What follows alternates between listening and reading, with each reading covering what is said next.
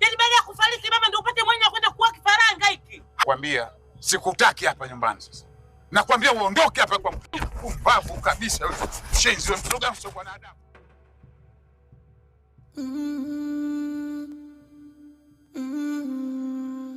Kingwele kila tukikaa nakosa amani na mke wangu mimi. Kingwele nimeoa mdogo si kwa raha zangu mwenyewe bwana. Raha nazonipa najua mwenyewe, maisha ninayoishi naye najua mwenyewe. Wewe anakuhusu nini? Wewe na ushambega wako huko na mbona sikuingilii?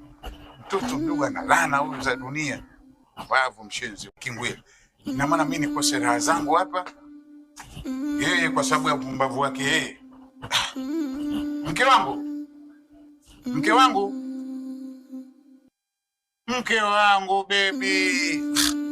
Alikwenda upande huo. Hiyo sababu ya huyu mtoto mwenye laana huyo. Kingwele zamani. Mke wangu.